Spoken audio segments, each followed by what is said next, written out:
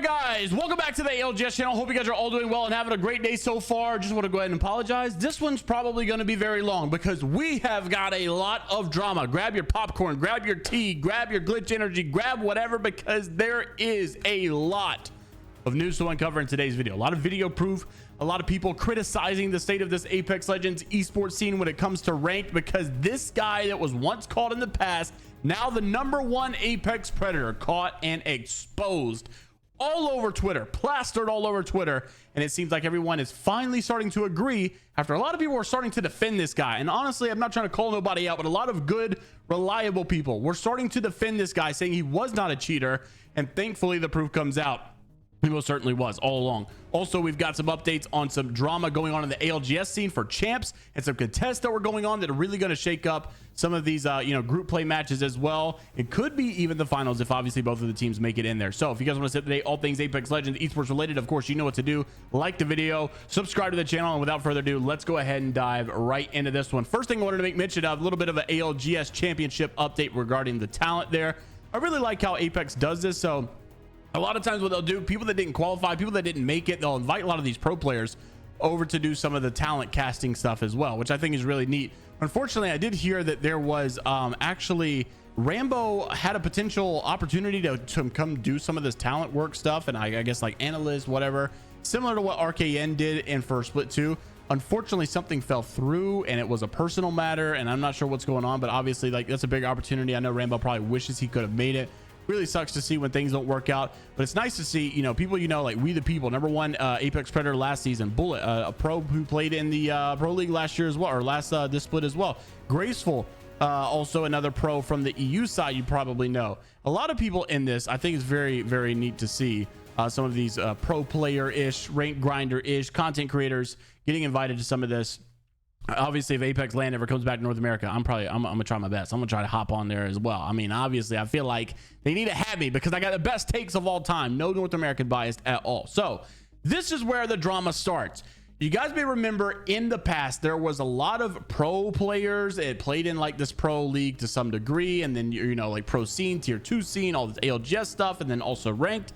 And this guy was known as Facilitator. Now, Facilitator fell off of the scene for quite some time. He was actually playing with someone they found out was cheating. In his defense, he said, I didn't know that they were actually cheating. So of course people were mad at Facilitator because they just assumed that he was knowingly cheating the whole time, and that maybe he wasn't the one cheating, but he was knowingly at least playing with the cheater the whole time. Therefore he needs to be banned. Well, it seems like he's come back. Obviously we saw the long break he took. He was gone for many seasons, and then he comes back. People are giving him another chance. Everybody's just letting it happen, and it's all good. It's all fine and dandy until the clips start to arise.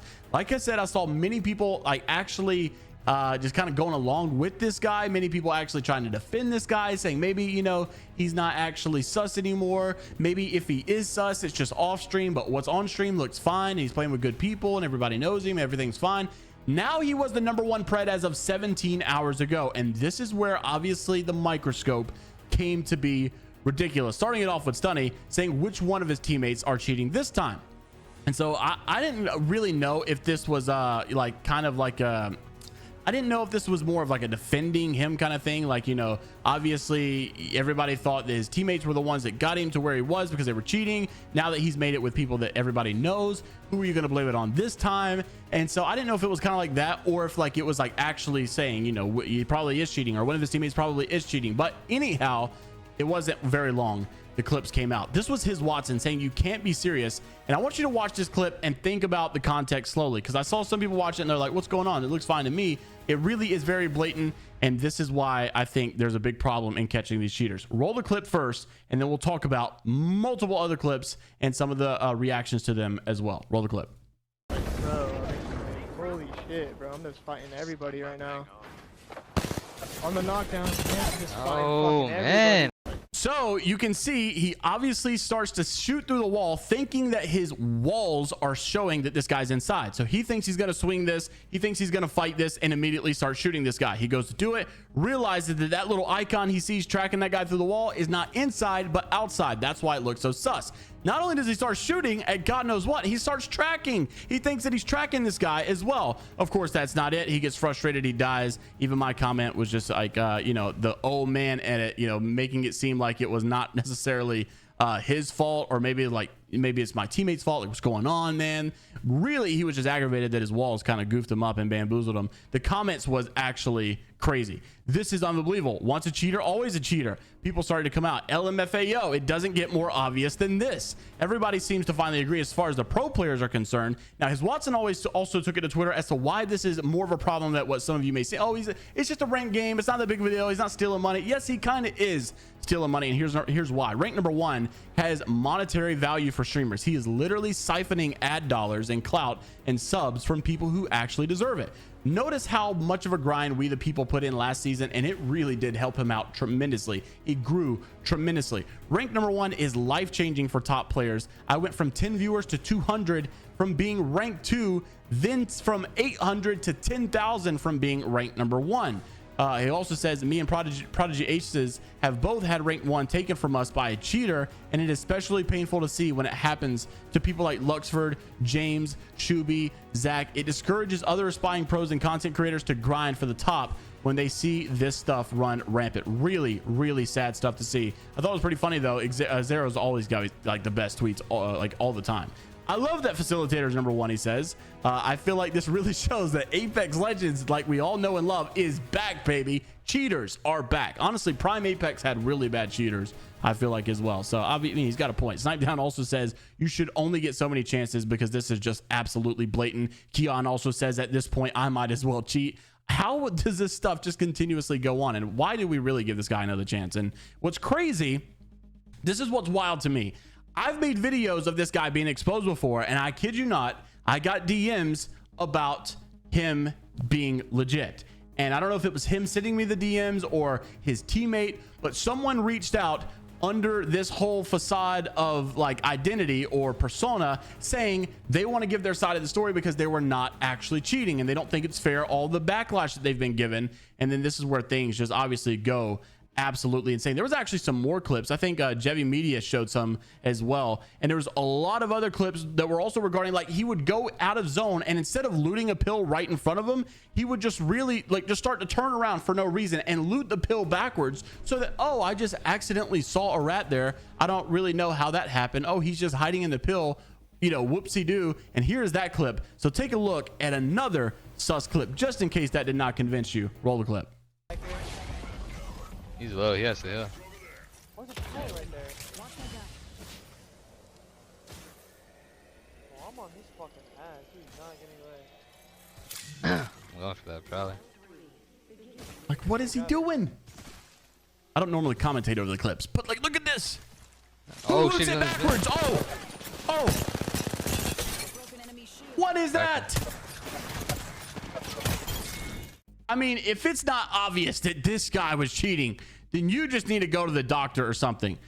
James Fearless also with the same comments as well, saying when someone who cheated got unbanned just to cheat again. Daltouche, not a great look meme as well. Now, I mentioned Rkn, I mentioned Keon actually in this. I might as well cheat as well. Well, it wasn't very long, and then Keon got involved into the drama as well, and this is where things get fun, because this is talking about ALGS champs. This is moving away from the rank scene and talking about something a little bit more permanent as well. So Rkn starting it off with the drama. Of course, Rkn and Keon have had some comments over the last couple of days, former teammates, after Sentinels decided to drop Keon. Keon moves over to Madness's team. Obviously, that team doesn't last very long as well. Nonetheless, it's just worth noting that Keon and Rkn and Rambo were all teaming together for a good while, honestly. Some success and some not some success, if that's even a thing. Anyways, Rkn obviously has been at it lately with Keon on Twitter. If you guys have seen it, there's been a lot of beef and drama. Well, Rkn says Koi is better. They just signed Koiful, by the way, their new teammate. And so because this has been going on, because the beef has existed, Rkn had to fight back. And he says Koi is better, way better. So really throwing Keon under the bus. Obviously, this is where everybody's trying to bait out. What is this talking about? What's it mean? Let's get the actual let's get everybody involved here. Even you can see Imperial How chiming in here, like, just dang, like, this is crazy. It's all coming out. Now we have Keon fighting back as well. So Rkn posts with their whole contest problem. This is over the Overlook POI. I could have swore, I don't know what's going on with Overlook, but I know I saw a graph the other day of it being epicenter climatizer survey camp stuff. Anyhow, this I'm just stupid, man. I don't know who put me as the ALGS guy, how I got here. I love to watch, but obviously I'm kind of stupid and behind sometimes.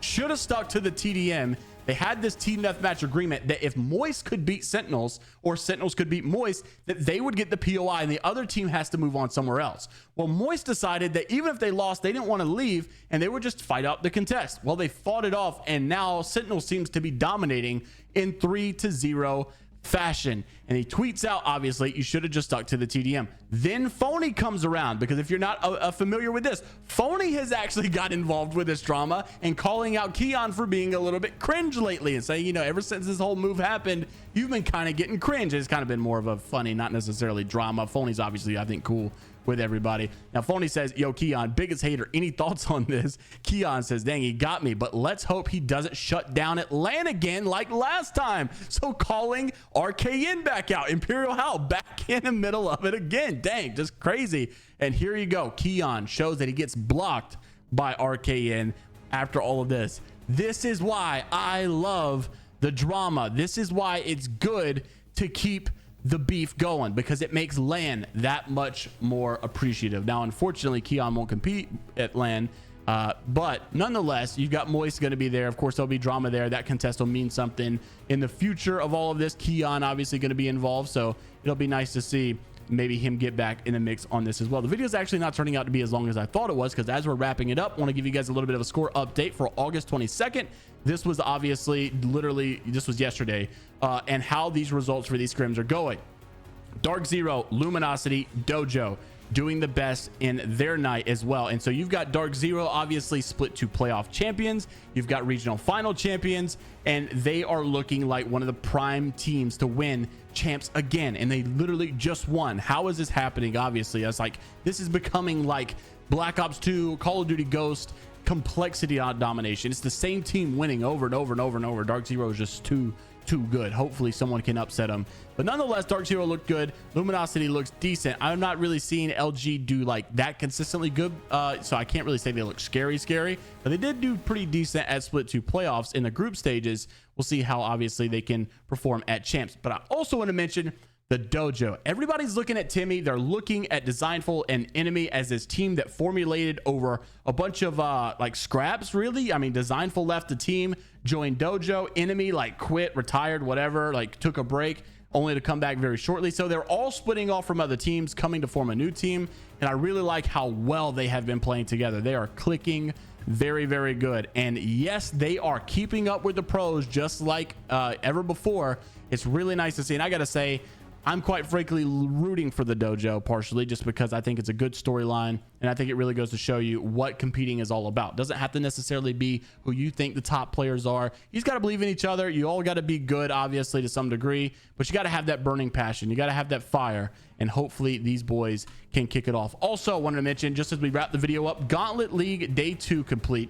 This was also last night as well. You could see some new names popping up into this, and it's kind of nice because while there are some new names, you're also seeing less people compete. I've seen, unfortunately, it seems like just with the Apex viewership and Apex player base, people aren't competing as much. Day 2, you're seeing a lot of new names here that you weren't seeing in before, and you're also seeing overall standings change as Vayne has been dethroned as well.